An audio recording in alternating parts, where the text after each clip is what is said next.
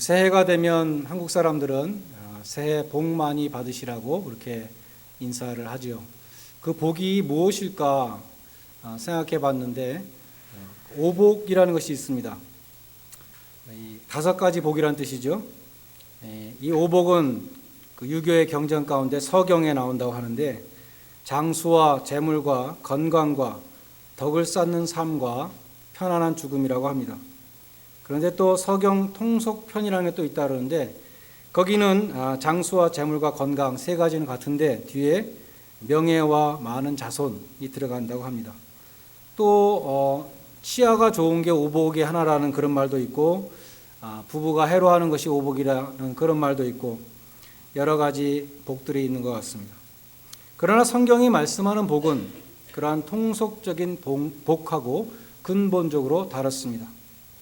에베소서 1장에 보면은 하늘에 속한 모든 신령한 복이라는 구절이 있습니다. 신령한 복, spiritual blessing이라고 그랬는데 그 앞에 하늘에 속한, 다시 말해서 하늘로부터 주시는 우리가 생각하는 이 지상의 복과 다른 신령한 복을 말씀합니다. 물론 성경은 지상적인 축복도 말씀했습니다. 예수님은 말씀하시기를 너희가 하나님의 나라를 먼저 구하면 먹고 마시고 있는 문제는 천부께서 더하여 주신다고 말씀했습니다. 빌립보서 4장 19절에도 하나님이 그리스도 예수 안에서 영광 가운데 그 풍성한 대로 너희 모든 쓸 것을 채우시리라 그런 말씀도 있습니다. 그러나 이 에베소 1장에서 이 신령한 복에 대해서 바울이 찬양할 때에 그것은 그러한 우리가 이 땅에서 먹고 살고 필요한 그런 것들에 대한 감사가 아닙니다. 바울이 찬양하는 이 신령한 복들에 대한 감사는 삼위일체 순서에 따라서 나와 있습니다. 첫 번째로 성부 하나님이 주시는 신령한 복, 그것은 예정과 선택이라고 말합니다. 그 은혜의 영광을 찬미하게 하려 하시는 것이라 그렇게 찬송합니다. 두 번째, 성자 예수님이 주시는 신령한 복은 구속과 죄 사함이라고 말씀합니다. 그래서 우리도 그의 영광의 찬송이 되게 하려 하심이라 찬송합니다. 세 번째로 성령님이 주시는 신령한 복은 성령의 인치심과 보증을 말씀합니다. 그래서 그의 영광을 찬미케 하려 하심이니라 그렇게 찬송을 하고 있습니다. 예수님이 선포하신 이 8복, 8가지 복도 역시 무병장수나 부귀영화 같은 세상적인 행복이 아니었습니다. 예수님이 말씀하신 복은 신령한 복입니다.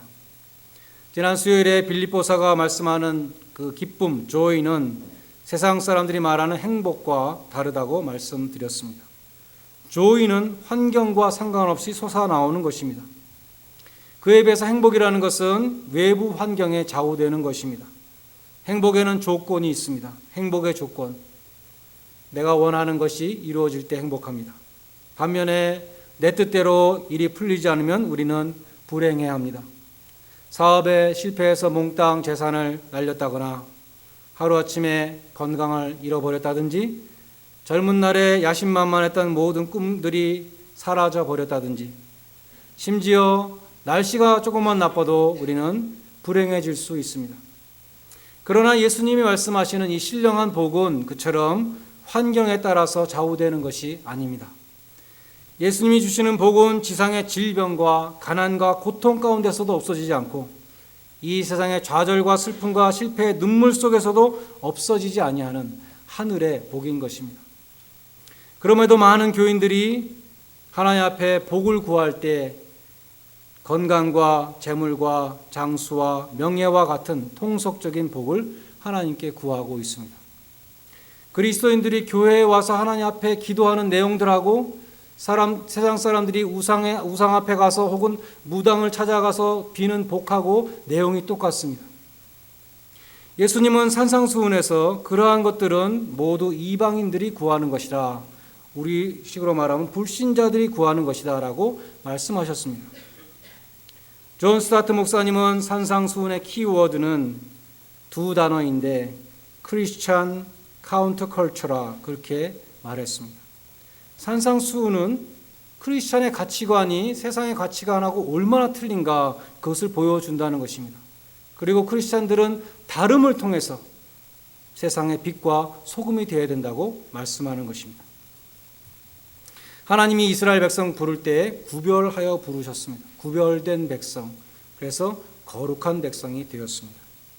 하나님은 레위기 18장 3절로 4절에서 너희는 전에 거하던 애굽 땅의 그 풍속도 쫓지 말고 또 앞으로 장차 들어갈 가나안 땅의 풍속과 규례도 쫓지 말고 오직 나의 법도를 쫓으며 나의 규례를 지켜 행하라. 나는 너희 하나님이 됨이니라 라고 말씀하셨습니다. 그런데 이스라엘 백성들은 어땠습니까? 하나님의 법도대로 행하는 것이 아니라 이방인들의 풍습을 따르고 이방인들의 우상들을 섬기고 세상에 물든 삶을 살았습니다. 심지어 우리가 이방인 곧 열국 족속같이 되어서 목석을 숭배하리라 라고 말하는 사람들까지 있었습니다.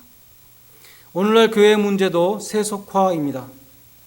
교회가 세상을 변화시켜야 한다고 말씀하는데 오히려 세상이 교회를 변화시키고 있습니다. 크리스찬들은 거룩하지가 않습니다. 크리스찬들은 세상 사람들과 다를 것이 없습니다. 세상 사람들과 똑같이 행복을 추구합니다. 물론 행복을 추구하는 권리는 인간의 기본권에 해당합니다. 대한민국 헌법을 찾아보니까 10조에 모든 국민은 인간으로서 존엄한 가치를 지니며 행복을 추구할 권리를 갖는다. 행복 추구권이 있습니다. 토마스 제퍼슨의 미국 독립선언서에도 모든 인간은 평등하게 창조되었다는 것을 자명한 진리로 여기며 모든 인간은 생명과 자유와 행복의 추구 등과 같은 다른 사람에게 양도할 수 없는 권리들을 창조주로부터 부여받았다는 것을 자명한 진리로 여긴다. 그러한 글귀가 있습니다. 그러나 성경에는 그런 말씀이 없다는 것입니다. 크리스찬들은 세상의 행복을 추구하는 사람들이 아닙니다. 주님이 가르쳐 주신 기도에도 세상의 행복을 구하라는 내용이 없습니다. 주님은 장차 주님께서 권력을 잡으시고 보좌에 앉으실 때 우리들에게 좌우에 앉게 해 주십시오라고 청탁했던 제자들에게 너희가 너희 구하는 것을 알지 못한다고 말씀했습니다. 너희가 나의 마시는 잔을 마실 수 있겠는가? 그렇게 반문했습니다. 다시 말해서 너희가 내 십자가 좌우편에 달릴 수 있느냐라고 물어보신 것입니다. 오늘 본문을 영어로 보면 blessed라고 되어 있습니다. 근데 일부 영어 성경에는 happy라고 번역했습니다. 존 스타트 목사님은 이 마카리오스라는 헬라어를 그처럼 happy로 번역해서는 안 된다고 주장합니다. 해피라는 것은 개인이 주관적으로 느끼는 느낌인데 예수님이 팔복에서 말씀하시는 이 마카리오스라는 단어는 이러이러한 자가 하나님 앞에서 복되다라는 객관적인 판정이라는 것입니다. 예수님은 세상에서 행복한 사람이 천국에 들어간다고 말씀하지 않으셨습니다. 하나님 보시기에 복된 자가 천국에 들어간다고 말씀하셨습니다. 누가 이러한 천국의 복을 받아 누릴 수 있는가? 오늘 우리는 그 첫 번째 심령이 가난한 자에 대해서 생각해 보고자 합니다. 심령이 가난한 자는 천국을 소유한다고 말씀하셨습니다.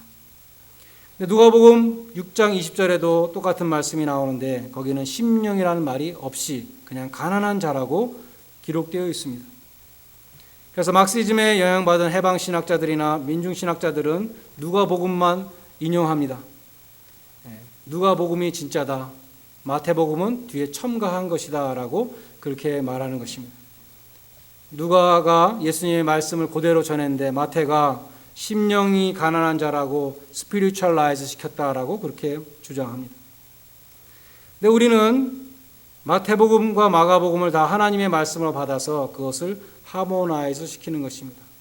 그래서 누가복음의 가난한 자라는 이 의미를 마태복음이 심령이 가난한 자라고 더 자세하게 명확히 뜻을 밝혀준 것으로 그렇게 받아들이는 것입니다. 실제로 가난한 자와 마음이 가난한 자는 서로 상관관계가 있습니다. 물질적으로 가난한 사람은 아무래도 가난한 마음을 갖기 쉽습니다. 물질적으로 부자인 사람은 아무래도 가난한 마음을 갖기 힘듭니다. 그래서 예수님이 뭐라고 말씀하셨습니까? 부자가 천국에 들어가는 것은 힘들다 그러셨죠. 약대가 바늘기로 들어가는 것보다 더 어렵다고 하셨습니다. 또 예수님이 사용하신 이 언어가 히브리어의 일종의 아람어인데 아람어와 히브리어는 거의 비슷합니다. 이 가난하다는 말이 에비온이라는 단어입니다. 이 구약에서 이 에비온이라는 단어의 용법을 보면 네 가지가 있다는 것입니다. 첫 번째는 가장 기본적으로 물질적으로 가난하다는 뜻이고, 두 번째는 거기서 파생되는 의미가 있는데 영향력이 없다는 뜻이라고 합니다. 세 번째는 짓밟히고 억압받는다는 뜻이라고 합니다. 가난한 사람은 힘이 없고 영향력이 없고 또 무시당한다, 그렇게 되는 것이죠. 그런데 이 에비온의 네 번째 마지막 뜻이 가장 중요합니다. 네 번째 뜻은 가난한 사람은 힘이 없고 짓밟힘으로, 그래서 하나님의 도우심을 간절히 구한다, 하나님만 의지한다라는 뜻이 있다는 것입니다. 영적인 의미가 있습니다. 결국 가난하다는 말이 심령이 가난하다는 의미가 되는 것입니다. 실제로 이사야서 61장 1절에 보면 주 여호와의 신이 내게 임하셨으니 이는 여호와께서 나에게 기름을 부으사 가난한 자에게 아름다운 소식을 전하게 하려 하심이니라 라고 기록되어 있는데, 거기 가난한 자라는 곳에 각주를 오면 겸비한 자라고 해설했습니다. 같은 히브리어 단어지만 현대어로 번역할 때는 물질적으로 가난하다는 뜻도 될 수 있고 마음이 가난하다는 뜻도 될 수 있다는 것입니다. 그 둘은 일맥상통하게 보는 것이 성경적인 관점이라는 것입니다. 요약하면 성경에서 가난하다는 말은 1차적으로 물질적으로 가난하다는 뜻이지만 그 뒤에 보다 영적인 의미가 있는데 하나님 앞에서 심령이 가난하다는 그러한 의미인 것입니다. 그러면 심령이 가난한 자는 어떠한 자입니까? 존 스타트 목사님은 이렇게 요약을 했습니다. 심령이 가난하다는 것은 우리가 하나님 앞에서 영적으로 파산한 자라는 것을 깨닫는 것이다. 우리는 죄인으로서 하나님의 거룩한 진노 아래 있으며 하나님의 심판밖에 받을 것이 없기 때문이다. 우리는 하나님 앞에 내어놓을 것이 없으며 항변할 것도 없고 하늘의 호의를 받을 만한 것이 아무것도 없기 때문이다. 심령이 가난한 자는 다른 것을 의지할 것이 없기 때문에 전적으로 하나님만 의지하는 사람입니다. 자기 스스로 구원할 수 없는 것을 깨닫고 주님의 구원을 바라보는 자입니다. 바리새인들은 겉으로 하나님을 열심히 섬기는 것 같았지만 마음속에 교만과 자기의가 가득 차 있었습니다. 예수님은 바리새인들을 복되다 하지 않으시고 화 있을진저 뱀들아 독사의 자식들아 너희가 어떻게 지옥의 판결을 피하겠느냐라고 말씀하셨습니다. 반대로 천국을 약속받은 사람은 심령이 가난한 사람들입니다. 나는 주님 앞에 자랑할 것이 없습니다. 나는 주님 앞에 내놓을 것이 없습니다. 나는 천국 백성의 자격이 없습니다. 그렇게 주님 앞에 겸손히 고백하는 사람입니다. 하나님은 자기를 의롭다 하고 자기 의로움을 자랑하면서 다른 사람을 멸시했던 바리새인보다 자기는 아무것도 내놓을 것이 없습니다. 하나님 나를 불쌍히 여기소서, 나는 죄인으로서이다 라고 고백했던 그 세리를 의롭다고 선언하셨습니다. 누가복음 18장에 나오는 이 바리새인과 세리의 비유가 있는데 어떤 사람이 이 비유를 읽다가 그랬다는 것이죠. 바리새인이 옆에 서 있는 세리를 보고 그렇게 기도했지 않습니까? 하나님, 나는 이 세리와 같지 않음을 감사하나이다. 그러한 바리새인을 보면서 이 사람은 기도했다는 것이죠. 하나님, 나는 이 바리새인과 같지 않음을 감사하나이다. 그것도 자기의라는 것입니다. 자기의는 정말로 빠지기 쉬운 함정입니다. 다른 사람보다 나는 잘났다, 나는 의롭다, 나는 신앙이 좋다, 이것이 다 자기의라는 것입니다. 그런 사람은 심령이 부자인 자, 교만한 자인 것입니다. 심령이 가난한 사람은 천부여 의지 없어서 손들고 옵니다. 주 나를 박대하시면 내가 어디로 가겠습니까? 나는 십자가밖에 붙들 것이 없습니다. 나에게 은혜를 내려주소서. 그렇게 고백하는 사람입니다. 그러한 심령이 가난한 자가 천국에 들어갈 수 있다. 복음을 말씀하셨습니다. 자기의 능력으로 하나님의 의를 이룰 수 있다고 자만했던 바리새인은 천국에 들어갈 수 없습니다. 자신의 능력으로 하나님의 나라를 이 지상에 건설하겠다고 했던 열심당원들도 천국에 들어갈 수 없습니다. 비록 세리와 창기일지라도 하나님 앞에 비천함을 인정하면, 회개하면 천국에서 주님이 맞아주시는 것입니다. 사실 무언가 가지고 있다고 생각하는 사람들에게는 복음이 잘 들어가지 않습니다. 평생 잘 먹고 잘 살 수 있는 돈이 있고 아직도 건강에 자신이 있고 스스로 잘나고 똑똑하다고 생각하는 사람에게는 복음이 잘 들어가지 않습니다. 사도 바울이 예수님을 만나기 전에 자기의 집안과 학벌과 자기의 신앙에 대해서 다 자신만만했을 때 십자가의 원수로 행했다고 스스로 고백하고 있습니다. 그러나 인생의 어려움과 허물을 경험한 사람에게 천국은 가까이 있는 것입니다.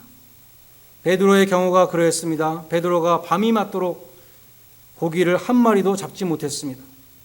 힘써 일했는데 결실이 없었습니다.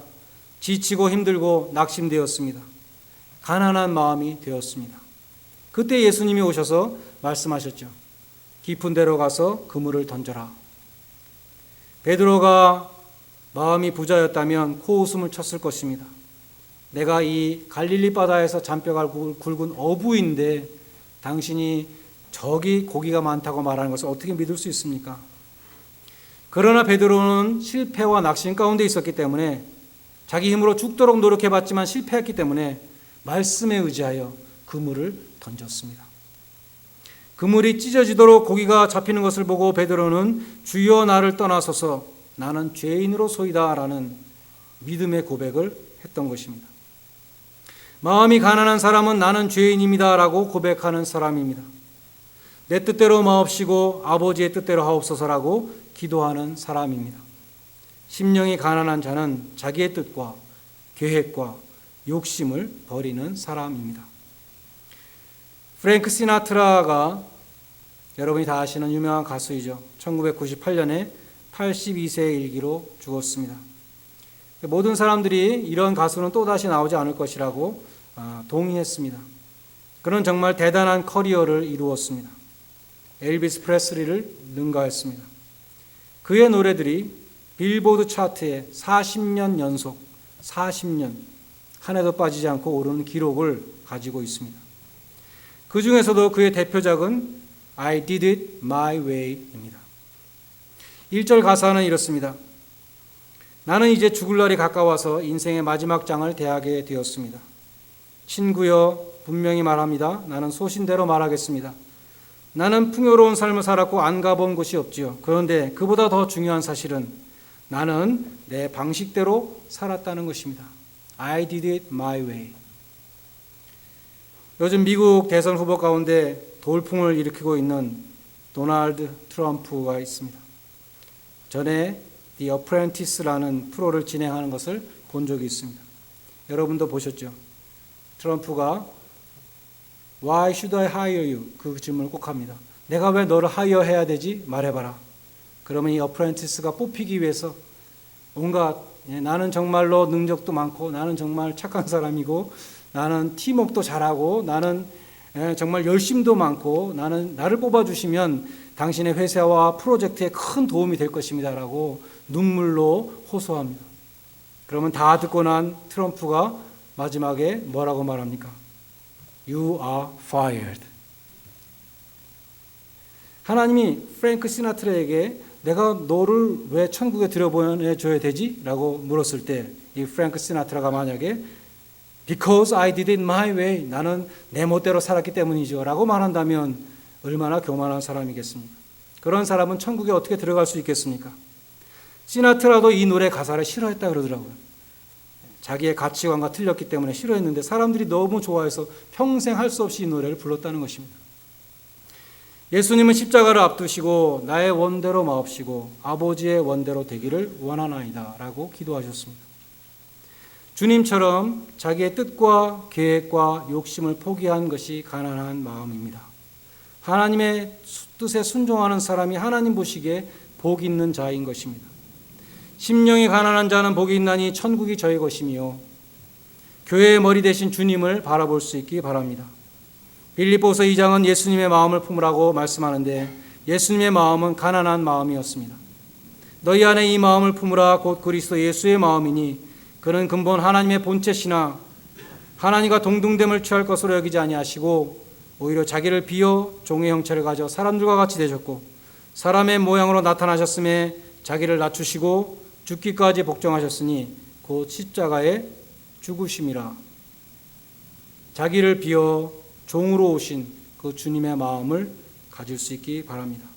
주님이 십자가의 죽으심으로 하나님의 구원이 이루어진 것처럼 우리가 가난한 마음을 가질 때에, 우리가 나 자신을 부인할 때 하나님의 뜻이 이루어지게 되는 것입니다.